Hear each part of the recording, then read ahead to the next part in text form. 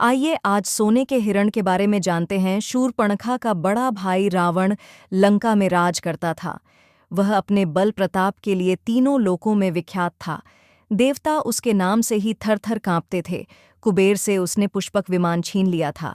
खरदूषण के मारे जाने पर शूरपणखा समुद्र पार कर रोती चिल्लाती रावण के पास पहुंची और बोली, भाई तेरे पौरुष को धिक्कार है। तेरे रहते मेरी यह दुर्गति हो रही है। अब तू कैसे मुंह दिखाएगा। इतना कहकर शूरपणखा पछाड़ खाकर गिर पड़ी। रावण ने शूरपणखा को उठाया और पूछा, किसने तेरे नाक काटे हैं? किसके सिर पर काल मंडरा रहा है? बता तो सही। शूरपणखा ने सारा हाल कह सुनाया। राम लक्ष्मण के बल और रूप की प्रशंसा करते हुए उसने कहा कि उनके साथ एक परम सुंदरी स्त्री भी है। उसका नाम सीता है। मैंने समझा कि ऐसी सुंदरी स्त्री लंका के राजमहल के योग्य है। उसे मैं तुम्हारे लिए लाना चाहती थी। जब उन्हें मालूम हुआ कि मैं तुम्हारी बहन हूं तो वे मुझसे हंसी करने लगे और लक्ष्मण ने मेरे नाक काट लिए।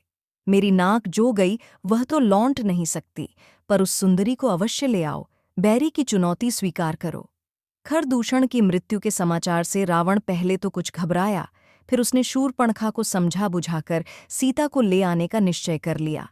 उसने तुरंत अपना आकाशगामी रथ मंगाया और उसमें अकेले ही बैठकर समुद्र पार मारीच के पास पहुंचा।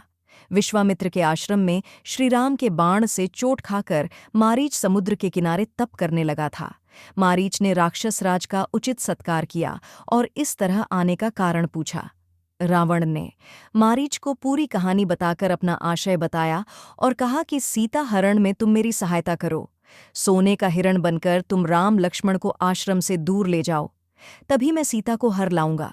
स्त्री के वियोग में राम या तो अपने आप मर जाएगा या उसका बल क्षीण हो जाएगा, तब मैं उसे सहज ही जीत लूंगा। रावण की बात सुनकर मारीच के प्राण सूख गए।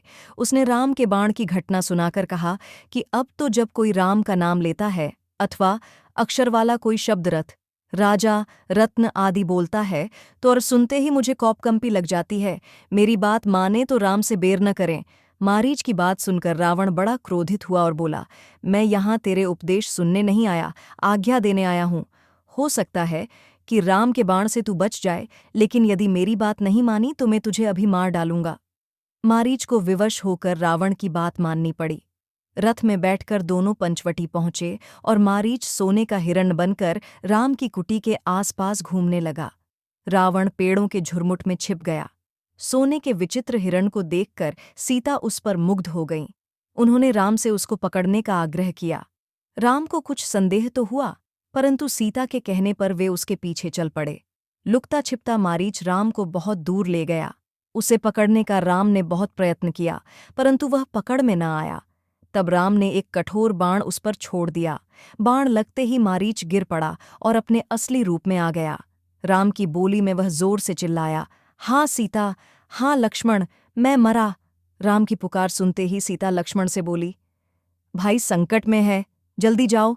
लक्ष्मण ने कहा, माता आप चिंता न करें, आर्य राम का कोई कुछ बिगाड़ नहीं सकता। जो आवाज़ सुन पड़ी है वह बनावटी मालूम पड़ती है। खरदूषण के मारे जाने पर राक्षस बदला लेने पर उतारू हैं। वे हर तरह का छल कर सकते हैं। जब लक्ष्मण किसी तरह उन्हें अकेला छोड़ने को तैयार न हुए तो सीता अनेक प्रकार के दुर्वचन कहने लगीं। वे ब्रोलीं, तुम भी भरत के गुप्तचर मालूम पड़ते हो सकता है मेरे ऊपर भी तुम्हारी कृदृष्टि हो। अगर आर्यपत्र को कुछ हो गया तो मैं गोदावरी नदी में डूब मरूंगी। होनी प्रबल होती है। इन कठोर वचनों से आहत होकर लक्ष्मण राम की खोज में चल पड़े। रावण ऐसे ही अवसर की तलाश में छिपा बैठा था। सन्यासी का भेष बनाकर वह सीताजी की कुटी पर वेद मंत्र बोलते हुए आ गया। सीताजी ने उचित अतिथि सत्कार किया। तब रावण ने अपना नाम बताया और लंका चलने के लिए सीताजी से कहा। सीताजी ने उसे डांटा और राम का डर दिखाया। रावण ने समय खोना उचित न समझा। उसने झपटकर सीताजी को उठा लिया और आकाशयान में बैठाकर लंका की ओर चल दिया। सीताजी, हाँ राम, हाँ लक्ष्मण, चिल्लाती हुई रोती जाती थीं।